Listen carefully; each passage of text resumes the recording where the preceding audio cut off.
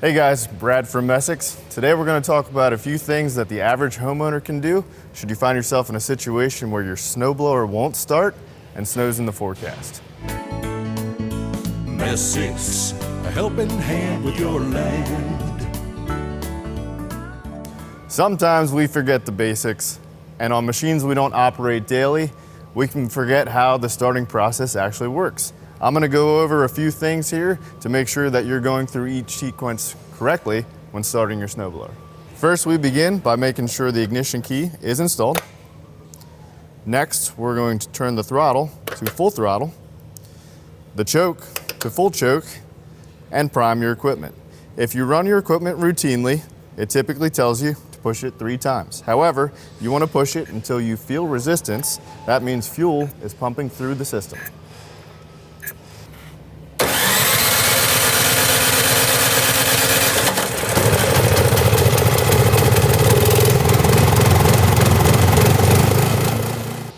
For us here in Pennsylvania, the last few winters have been pretty mild when it comes to precipitation, which has been great for our lower backs, not so great for our equipment.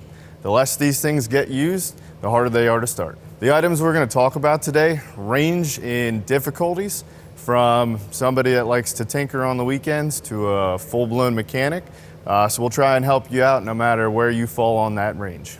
A majority of the issues you're going to find when a snowblower does not start is directly related to the fuel.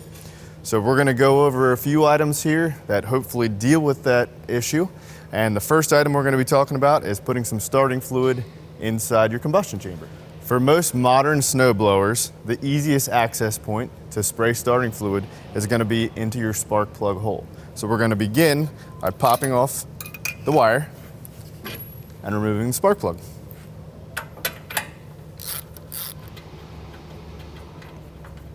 Next, we're going to take starting fluid and spray it directly into the spark plug hole. Now again, this is only recommended for emergency situations to get the machine up and running. The more you use this kind of stuff, the worse it is for your machine.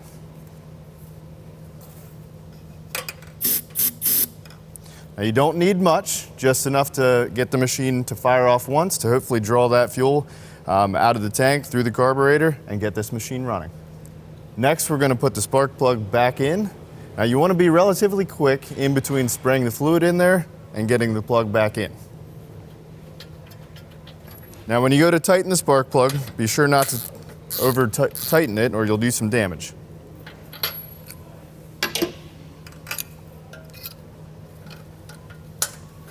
And next you're going to fire it off, and hopefully the starting fluid will draw enough out of there to get your machine up and running.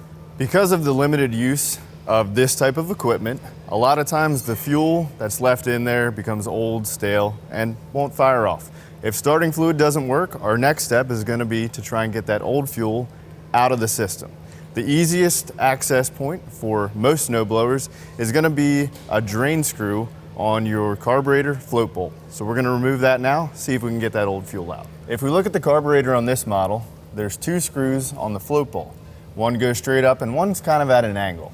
The one that goes straight up actually holds the bowl onto the carburetor itself. So the one at the angle is the one we're going to be targeting here. That's going to drain our fluid. Before you begin draining the fuel, we're going to want to make sure we redirect that into a container that you can easily dispose of.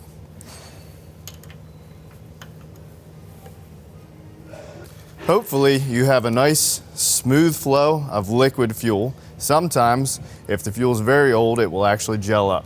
You're going to let this drain completely until your tank's empty. Next, we're going to want to add fresh fuel.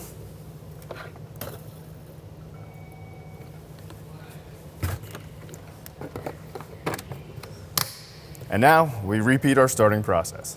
If starting fluid and fresh fuel alone is not enough to get this thing up and running, and you're somewhat inclined, we can get into the carburetor and do a thorough cleaning process. We're going to start by removing the access covers to the carburetor itself. Typically that's a few bolts or screws, and removing some of these caps and items like that. On this model here, we begin by pulling our choke knob off, removing the screws that hold the cover. Now these are pre-loosened. Normally you'll get your sockets or wrenches out.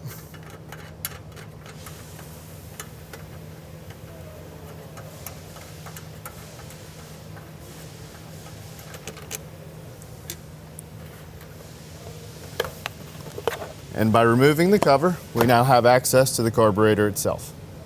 Now that we have our carburetor removed, we're gonna pull the float bowl off of there and get inside and give it a good cleaning.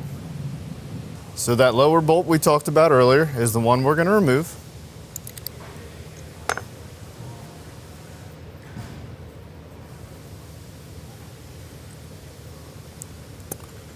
And once we get that off, we'll have access to the float bowl itself, as well as the jets.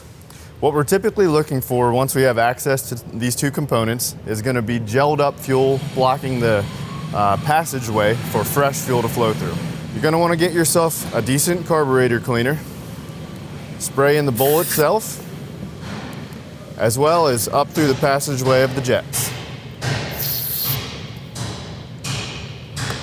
Now that we got the carb cleaned up, we're gonna put it back on, install your cover, tighten up all your hardware. Let's give it a shot. Now that we've done everything we can to hopefully get our machine up and running, we're gonna go ahead and fire it up. If you're fortunate enough to have a newer model, you have electric start, saves your arms.